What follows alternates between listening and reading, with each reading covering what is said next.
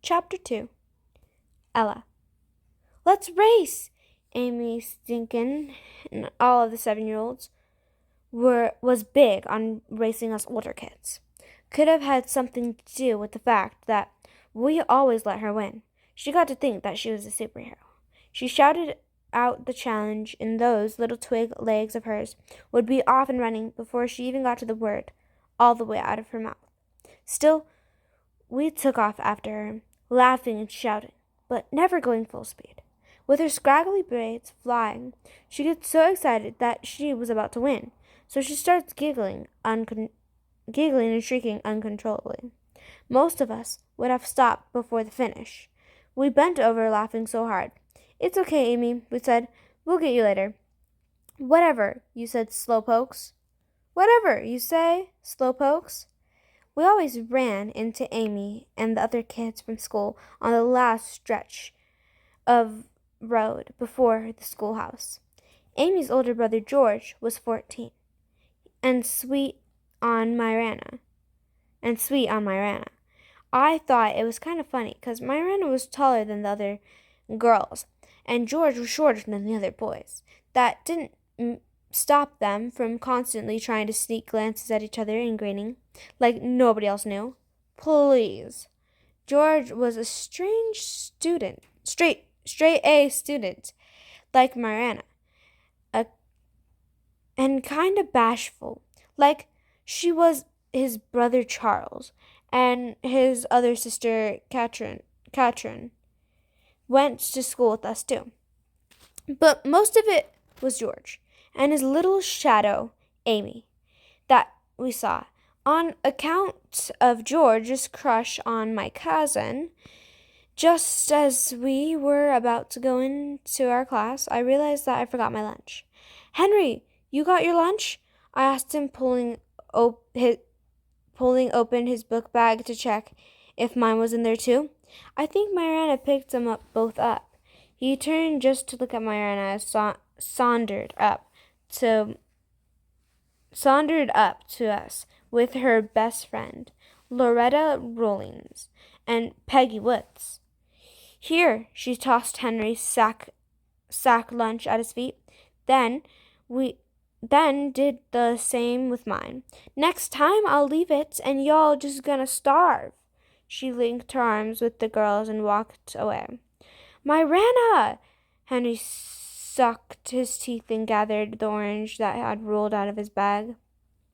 Then did as much as turning around, nose high, hips switching, close on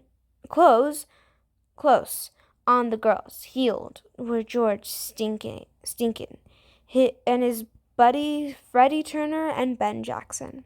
Since Miranda turned 14 over the summer, all she did was hang out around her friends, and whenever the girls went over, the boys wound up there too, circling them like turkey vultures over a squashed squirrel. I rolled my eyes and headed into class. Later at recess, I was playing Jackstone with Gloria when I heard Pookie Roger talking about me. Show Ella, she was trying to say. I turned from the game to see Pookie and a couple of other kids huddled over Ben Jackson to see the new magazine. Ben's brother worked weekends at a newsstand in Charleston and always came home with a magazine that didn't sell and had to be moved out to make way for the new ones. "Show me what?" I walked over to the ground, and as I did, they all looked up at me, staring at me like I was two-headed chicken. "What?" I asked, and I pushed my way through to see the magazine on Ben's lap. It was open to a photograph of a girl about my age with peanut-colored skin like mine.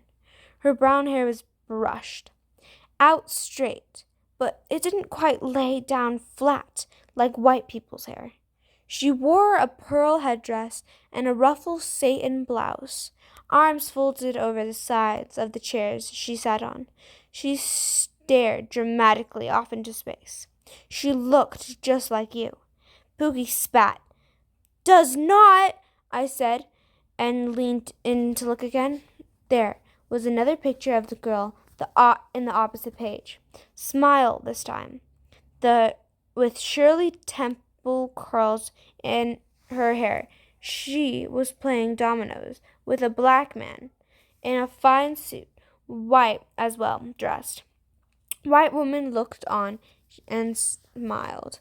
That's her pa. And what? That's her pa. And that white lady's her mom. Ben said, Can you believe that? She's a prodigy, Fred said. That's like a donkey, Pookie asked. Oh, that's like a donkey? Pookie asked. No, stupid. Means she can play the piano really good, said Ben. The bell rang for us to get back into class. But she definitely is a zebra. A zebra playing a piano sounds like a circus sideshow. He laughed as he stood. He looked at me and winked. They all followed him in. Pookie bringed up the rear, looked at me over her shoulder, and giggled. I turned to Gloria.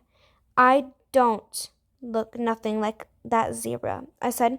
No, Ella, Gloria said, shaking her head, but she didn't look at me in the eyes.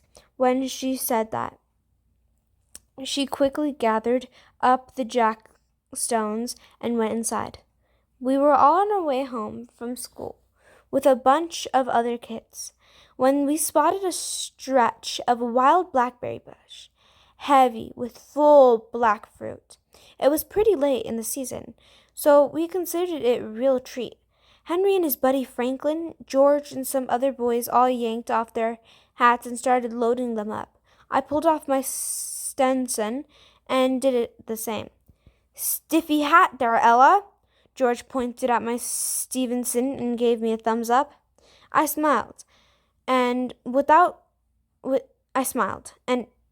meaning to, I stroked the soft felt, tracing the perfect gold braids. As I turned back to the berry bush, I saw something moving on the ground, something small, barely anything. I popped the 2 berries from inside my hat into my mouth and returned the hat to my head. Then I knelt down, trying not to make too much commotion, and gently nudged my hand under the striped black and yellow caterpillar there. I eased him up onto my hand. His tiny feet were moving steadily. Long body, undulation. I quickly brought my other hand around to catch him if he should move too quickly for me. What you got there? Franklin asked. I turned slowly, trying not to startle the fragile caterpillar. It's a Marnot caterpillar, I said, head leaning in for a look. Ooh, you sure? It's pretty. It's fat. A swift hand appeared before I had a chance to register it and knocked the caterpillar from the back of my hand onto the ground, followed by a foot crushing it. Now it's dead! Ben laughed and walked past us to gather more berries. Aw, Ben, you're so mean.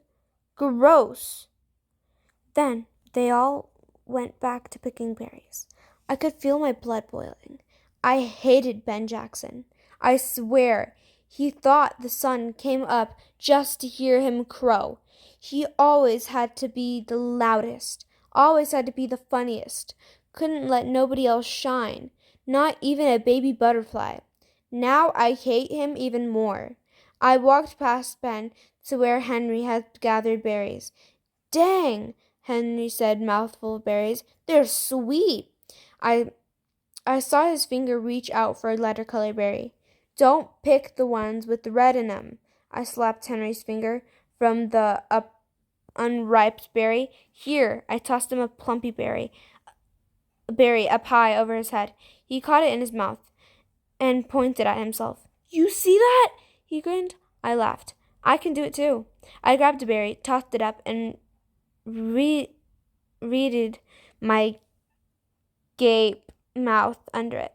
It bounced off my chin. Darn! I found it on the ground. dusted it off, and tried again. It bounced off my forehead. "Ah, come on, girl," Ben cried. "It's easy." He grabbed the berry effortlessly, tossed it up, and caught it in his slimy smile. He winked at me and chewed. His mouth opened a little so you can see the dark juice stain on his teeth. "Besides, if Henry can do it, then you can." He turned to the other boys and laughed, pleased with himself. Henry, with his back to Ben, says nothing. The deep furrows of his brow told me he was going to try to ignore him. I reached into Henry's hat for another berry. A few of the kids were trying it now. I grabbed another and another until finally one landed on my tongue. Yes! Henry held the brim of his hat by his teeth, and he could offer up applause. He let out a muffled woo-hoo. Ben shrugged and snorted. "Good job there, zebra," he said under his breath. I didn't say anything, but my neck and cheeks felt like they were on fire. "Shut up, Ben," Henry said. Ben quickly wheeled around and walked straight to Henry, stood over him. "What you gonna do, pipsqueak?" Ben said, full head. Taller than Henry, was close enough that he could have kissed him. "Huh?" Henry looked down and back up a step. George grabbed Ben's arm, pushed him away from Henry. "What's wrong with you?" he asked him. Over his shoulder, George said to Henry, "It's all right, little man. Don't mind him." Everybody went back to picking berries, loading berries in their hat, tossing them in the air, and catching them. All but me and Henry could hear Ben laughing. Henry stared into his empty hat, nostril flaring. I think most of them berries is red anyhow," I said. "We done ate all these good ones." But Henry was already walking back towards our house. Bears hobbled down the driveway to meet us when we got home, tongue hanging, tails and wagging away. "Hey, boy!" We dug into his thick fur and scratched him good. Poppy named his bear 'cause even as a puppy he looked like a big old teddy bear. Something to be loved. Poppy has found him under a house when he was doing work on. A couple of years before Mariana was even born, his mama had wandered off, probably looking for food, on all of the puppies, but Bear had died while she was away.